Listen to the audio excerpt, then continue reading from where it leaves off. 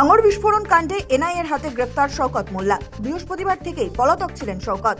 24 ঘন্টার টান নাটকের পর অবশেষে শুক্রবার এনআইএর জালে ধরা পড়েন শওকত। লিখিত বিবৃতিতে শওকতকে ভাঙড় বোমা বিস্ফোরণ মামলার মূল সন্দেহভাজন পলাতক হিসেবে চিহ্নিত করেছে এনআইএ। বিস্ফোরণের মূল চক্রী তদন্ত প্রভাবিত করতে পারেন। ভাঙড় বোমা বিস্ফোরণ মামলায় শওকত মোল্লাকে 14 দিনের এনআইএ হেফাজতে পাঠালো আদালত। শওকতের থেকে উদ্ধার হওয়া মোবাইল ফোন ও একটি পেনড্রাইভকে ফরেনসিক পরীক্ষার আবেদনও মঞ্জুর করেছে আদালত। সন্দেশখালীর পুকুরে মাছের বদলে বেরোলো সারি সারি বন্দুক, গুলি। শাহজাহান ঘনিষ্ঠদের ডেরায় এসটিএফ এর মেগা অপারেশন, আর সেই অভিযানেই চক্ষু চড়কগাছ সকলের। পুকুরে লুকোনো রাশি রাশি আগ্নেয়াস্ত্র ও কার্তুজ। অভিযানে উদ্ধার 19টি আগ্নেয়াস্ত্র, 56 রাউন্ড কার্তুজ। এসটিএফ এর জালে শাহজাহান ঘনিষ্ঠ 6।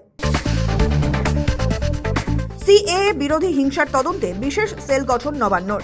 রাজ্য পুলিশের ভারপ্রাপ্ত ডিরেক্টর জেনারেল সিদ্ধনাথ গুপ্তকে এই বিষয়ে প্রয়োজনীয় পদক্ষেপ করার স্পষ্ট বার্তা। পুরনো অভিযোগ খতিয়ে দেখে অভিযুক্তদের বিরুদ্ধে নতুন করে আইনি ফাইল তৈরির নির্দেশ। ক্ষতিপূরণ আদায়ে করা মুখ্যমন্ত্রী শুভেন্দু অধিকারী।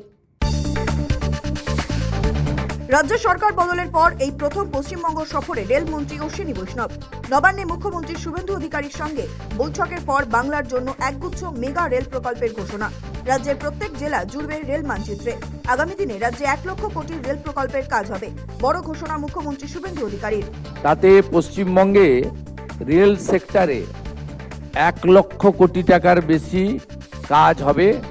ऑनरेबल एमआर माननीय अश्विनी वैष्णव जी मुझे कमिट किया है, ये पूरा रुपया रेडी है, 1 लाख करोड़ रुपया हम लोग तुरंत ये काम करूंगा। নবান্নে মুখ্যমন্ত্রী ও রেলমন্ত্রী বৈঠক। 1 লক্ষ কোটি বিনিয়োগ। শিলিগুড়ি থেকে দিল্লি বুলেট ট্রেন, 102টি অমৃত ভারত স্টেশন, 60টি নতুন মেট্রো রেক ও ডানকুনি সুরত ফ্রেট করিডোর সহ বাংলার জন্য 10টি বড় ঘোষণা নবান্নর। বাংলার রেল পরিকাঠামোয় বড় বিনিয়োগ ও দ্রুত কাজ এগোনোর সম্ভাবনা তৈরি। রেলের কাজে ঢিলেমি নয়, ডিএমদের কড়া নির্দেশ মুখ্যমন্ত্রীর। তৈরি হচ্ছে ক্যালেন্ডার, স্পষ্ট নির্দেশ। রেল প্রকল্পের জন্য যেখানে যা জমি প্রয়োজন তার ব্যবস্থা করতে হবে এবং এর জন্য একটি টাইম বাউন্ড ক্যালেন্ডার তৈরি করতে হবে। 20 জুন বাংলায় আসছেন প্রধানমন্ত্রী মোদী। এক ঝাঁক কেন্দ্রীয় মন্ত্রীকে সঙ্গে নিয়ে মোদীর এই মেগা সফর। রাজ্যে সরকার গঠনের 1 মাস পূর্ণ হতেই বাংলায় পা রাখছেন মোদী। 8 জুন ইন্ডিয়া জোটের হাই ভোল্টেজ বৈঠক। তার আগেই শনিবার হঠাৎ দিল্লি গেলেন অভিষেক বন্দ্যোপাধ্যায়। বাংলায় তৃণমূলের অপ্রত্যাশিত পরাজয়ের পর তৃণমূলের অন্দরে যখন টালমাটাল পরিস্থিতি, তখন অভিষেকের দিল্লির এই সফর রাজনৈতিকভাবে অত্যন্ত তাৎপর্যপূর্ণ। পরীক্ষায় একের পর এক কেলেঙ্কারি নিয়ে ক্ষোভে ফুঁসছে দেশ। শিক্ষামন্ত্রী ধর্মেন্দ্র প্রধানের পদত্যাগের ডেডলাইন শেষ। এবার দেশ জুড়ে আন্দোলনের ডাক ককরোচ জনতা পার্টির। সিজেপির ক্ষোভের মূলে দেশের শিক্ষা ব্যবস্থার সাম্প্রতিক কিছু বড়সড় গলদ। क्या हमें यहाँ फिर से बैठना चाहिए? क्या हमें तब तक लड़ना चाहिए जब तक धर्मेंद्र प्रधान रिजाइन नहीं करते? तो ये आंदोलन पूरे देश भर में चलेगा।